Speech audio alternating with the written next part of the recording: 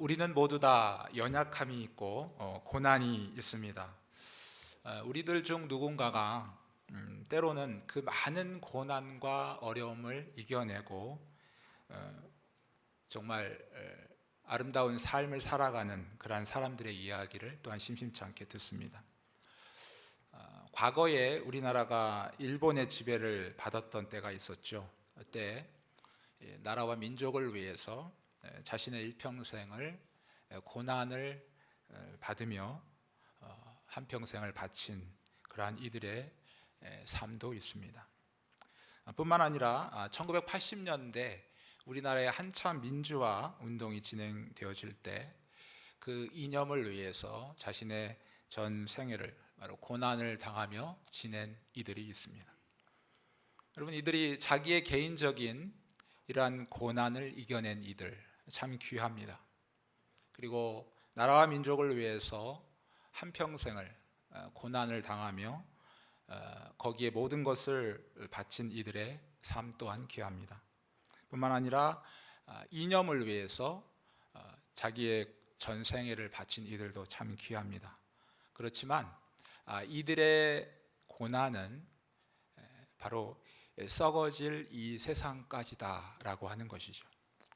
오늘 주님께서 마태복음 5장 10절 말씀에서 의를 위해서 바로 박해받은 자는 복이 있다라고 우리에게 가르쳐 주십니다. 사랑하는 성도 여러분, 우리는 의를 행할 능력이 우리 자신에게는 없습니다. 그렇기 때문에 하나님께서는 하나님의 의를 먼저 우리에게 보여주셨습니다. 여러분, 하나님의 의가 무엇입니까? 그것은 바로 하나님께서 저와 여러분을 위해서 행하신 일입니다. 하나님께서 저와 여러분을 위해서 무엇을 행하셨습니까? 바로 두 가지죠. 첫 번째는 바로 우리의 죄값을 대신 지불해 주셨다라고 하는 사실입니다. 에덴 동산에서 우리가 하나님의 말씀을 불순종하고 난 이후에 바로 그 죄의 결과로 사망이 우리를 왕노릇하였습니다.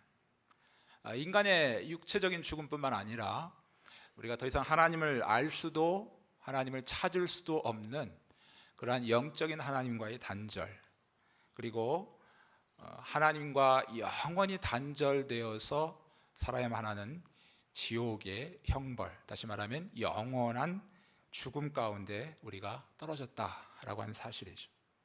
그런데 바로 예수 그리스도께서 이 땅에 오셔서 저와 여러분을 위해서 하신 것은 바로 이 죄의 값을 대신 치르기 위해서 오셨다라고 하는 사실입니다. 여러분, 우리가 고백하는 이 사도신경 가운데 원래는 사도신경에 이러한 고백이 있습니다. 여러분, 십자가에서 예수님이 죽으시고 난 이후에 그리스도께서 지옥에 내려가셨다. 여러분, 이 표현이 어떤 것을 의미하겠습니까? 천주교나 일부 잘못된 이단 사람들이 이것을 잘못 해석해서 혼란스럽게 하지만, 그러나 실제적으로 주님은 바로 우리 죄값을 지불하시기 위해서 지옥의 고통까지도, 지옥까지도 내려가셨다라고 하는 사실이죠. 그리스도는 어떤 분이십니까? 이 세상, 우주 만물을 창조하신 분이시죠. 그리고 다스리시는 분이십니다. 그런데 그분이 바로 이 우리의 죄값을 치르기 위해서 지옥의 권세 아래까지 내려가셨다라고 하는 것을 우리에게 가르쳐 주시는 것입니다. 그런가 하면 주님께서 저와 여러분을 위해서 하신 두 번째 일은 바로 율법의 요구를 완전히 순종하셨다라고 하는 사실입니다. 여러분, 율법의 특성이 무엇입니까? 율법의 특성은 바로 완전해야 된다는 거예요. 여러분, 우리들은 어떤 학교나 아니면 사회생활에서 어떤 시험을 합격을 하려면 커트라인이 있죠. 기준 점수 있는데 100점 만점에 예를 들어서 80점이 이상 돼야 이제 합격이 되겠죠. 그러나 하나님 앞에서는 그 커트라인 기준 점수가 없습니다. 100점 만점이면 100점 만점이 돼야 돼요. 여러분, 율법에는 600가지가 넘는 조항이 있다고 합니다. 그러면 어떤 사람이 마냐? 뭐 그런 사람은 존재하지 않겠지만 599가지를 다 지켰어요. 그리고 마지막 600번째 계명을 어겼습니다. 인간의 기준으로 보면 완벽하죠. 그러나 하나님 앞에서는 그것은 율법을 하나도 지키지 않은 것입니다. 여러분, 10가지의 계명 중에서 우리가 9가지 계명을 완벽하게 지켰는데 마지막 한 가지를 우리가 지키지 않았다면 하나님이 보실 때는 하나도 지키지 않은 것이죠. 여러분, 죄로 인해서 타락한 인간은 스스로가 이러한 율법의 요구를 이룰 수 없습니다. 원래는 하나님께서 우리를 만드셨을 때 하나님의 명령에 완전히 순종하도록 만들어 놓으셨음에도 우리는 그 말씀을 불순종함으로 이제는 그 율법을 우리 스스로가 지킬 수 없게 되었다라고 하는 사실이죠. 그것을 하나님께서 너무나도 잘 알고 계셨기 때문에 하나님께서는 바로 그리스도를 이 땅에 보내주셔서 저와 여러분을 위해서 무엇을 하셨습니까? 율법의 요구를 완전하게 이루어 주셨다. 100% 이루어 주신 것이죠. 그리고 거기서 끝난 것이 아니라 그 의의 옷을 바로 저와 여러분에게, 더러운 저와 여러분에게 입혀주셨다라고 하는 것입니다. 그래서 하나님께서는 우리는 여전히 죄악되고 그 죄로 말미암아 죽어야 마땅한 존재지만은 그러나 예수 그리스도께서 우리의 죄의 값을 대신 치러주시고 또한 우리의 율법의 요구를 완벽하게 이루어 주시는 그 일들, 그것이 하나님의 의지요. 자, 그것을 보시고 저와 여러분을 의롭다, 하나님의 자녀라 그렇게 칭해 주셨습니다. 이것이 바로 하나님의 의요, 바로 저와 여러분에게 베풀어 주신 바로 구원의 역사인 줄 믿습니다. 이것을 성경에서는 바로 선물이라고 얘기했습니다. 우리가 이 은혜를 받을 자격이 어디 있습니까? 내 자신을 되돌아보아도 이러한 하나님의 은혜를 받을 만한 존재가 아닙니다. 우리의 생각과 말과 행동이 다 부패하고 숨쉬는 것 자체가 하나님을 거스리는 그러한 삶인데 하나님께서 저와 여러분을 그렇게 사랑하셔서 이 땅에 오셔서 바로 이 두 가지를 통해서 구원을 완성시켜 주셨다. 얼마나 놀랍고 감당할 수 없는 은혜인가 우리가 다시 한번 생각해 보게 됩니다. 그런데 여러분, 이렇게 이제 그리스도의 거룩한 옷을 입은 성도들, 자, 그때부터 상황이 달라집니다. 전에는 우리가 죄 가운데 있었을 때는 그것을 못 느꼈어. 그러나 그리스도의 거룩한 옷을 입고 난 이후에는 사탄의 표적이 되는 것이죠. 2000년의 교회 역사 가운데서 바로 세상은 교회에 대해서 한 번도 호의적이지 않았습니다. 오히려 교회를 핍박하고 그리고 교회를 박멸하려고 했습니다. 로마 시대를 우리가 살펴보더라도 로마의 10명의 황제가 내려가면서 극심한 핍박을 했죠. 자, 그들은 아마 이러한 핍박으로 말미암아 교회를 이 지구상에서 완전히 없애버리려고 했을 것입니다. 여러분, 요즘의 사회적인 상황은 어떻습니까? 그때와 지금이나 별 다름이 없다는 것이죠.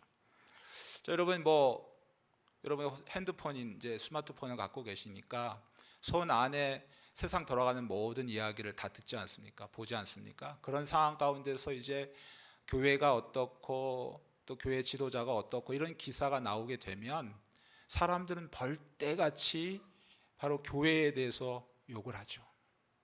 마치 교회가 모든 세상의 교회가 죄인인 것처럼 잘못하고 있는 것처럼 그렇게 몰아가는 것이죠. 여러분, 물론 교회 지도자들이 잘못한 부분이 있을 것입니다. 그 부분에 대해서는 회개해야죠. 그러나 근본적으로는 세상은 교회에 대해서 호의적이지 않다. 오히려 마치 삼킬 자를 두루 찾는 사자, 우는 사자처럼 그렇게 교회를 틈만 나면 핍박하고 박멸하려고 하는 것이 바로 우리가 사는 이 세상이다라고 하는 것입니다. 앞으로 더 좋게 달라질 리는 없습니다. 앞으로 우리가 살아갈 시대, 아니면 여러분의 자녀들과 손자, 손녀들이 살아갈 시대는 더 지금보다 상황이 어렵습니다. 그러한 상황을 우리가 살아가고 있다라고 하는 사실입니다. 사랑하는 성도 여러분, 오늘 주님께서는 저와 여러분을 향해서 의를 위해서 박해받는 자는 복이 있다라고 말씀하십니다. 자, 이 말씀을 여러 각도로 해석할 수 있겠지만 이렇게 해석하면 좋을 것 같습니다. 이것은 바로 주님을 따라가고 그리고 주님을 온전히 닮아가는 그러한 사람들의 삶 속에는 반드시 박해가 따라오게 되어져 있다라고 하는 사실입니다. 여러분, 요한복음 15장 18절로 19절 말씀에 주님께서 친히 이렇게 우리에게 말씀하고 계십니다. 자, 세상이 너희를 미워하면 너희보다 먼저 나를 미워한 줄 알라.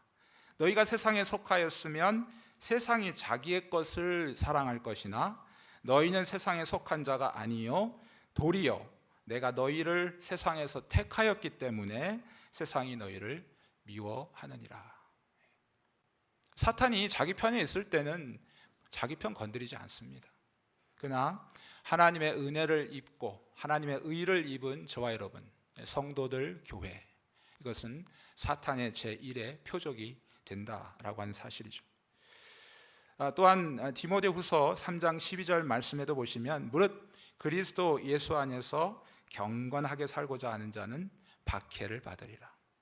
자, 사도행전 14장 22절에서도 우리가 하나님 나라에 들어가려면 많은 환난을 겪어야 할 것이다. 성경은 일관되게 이렇게 말씀하고 있습니다. 여러분 스스로가 어떻게 내가 주님을 잘 따라가고 있을까?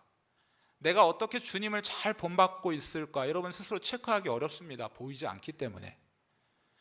그러나 여러분이 실수해서 죄를 져서 그건 말고요, 정말 신실하게 주님을 따라가고 주님을 닮아가고 그러한 믿음의 신앙생활을 해 나가는데도 불구하고 여전히 우리에게 박해가 있다면 그것은 바로 내가 지금 진실한 신실한 하나님의 제자이고 주님을 닮은 주의 자녀다 라고 하는 것을 증명해 준다라고 하는 사실입니다. 그런데 여러분, 이 박해는 먼 데부터 오지 않습니다. 바로 가장 가까이에 있는 사람들을 통해서 온다라는 사실입니다.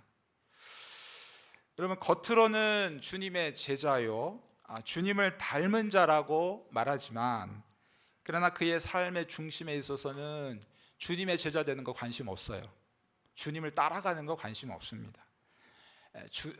우리가 신앙생활을 하는 것도 자기의 욕망, 자기의 기분 좋음 따라서 살아가는 이들이 있습니다. 이런 자들이 신실하게 주님을 따라가는 자들을 핍박한다는 사실입니다. 바로 예수님을 끊임없이 죽이고자 모의했던 서기관과 바리새인들이 그러하지 않았습니까? 바리새인과 서기관들의 특징은 무엇입니까? 그들은 사람들에게만 보기에 잘하는 것이었죠. 그래서 많은 사람들이 보는 앞에서 기도했고 자기의 의로움을 자랑했습니다. 그러나 예수님께서는 그들에 대해서 이렇게 저주에 가까운 그러한 책망을 하시죠. 화 있을진저 외식하는 서기관들과 바리새인들이요. 그들의 마음 속에는 온갖 더러움과 그리고 죄악들, 그런 것이 가득함에도 불구하고 그들은 그들의 어떤 행동, 그들의 겉의 모습을 보면 그들만큼 주님을 잘 섬기는 자들 없고 그들만큼 주님을 잘 따라가는 자들이 없었다는 사실이죠. 그러나 그들의 마음에는 그게 관심이 없습니다.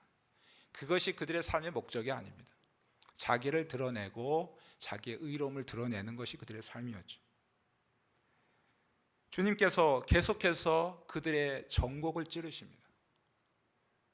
그들은 바로 이 말씀을 듣자 예수님에 대해서 악이 악의의 감정을 갖게 되고 죽일 마음을 품게 되는 것이죠. 예수님께서는 말로만 하시지 않았습니다.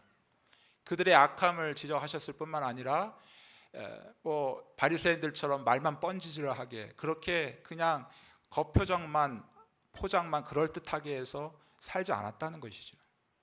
예수님의 삶은 진실한 삶이셨죠. 그 예수님의 진실한 삶 자체가 바로 서기관과 바리새인들이 거짓이다라고 하는 것을 드러냈다는 것입니다.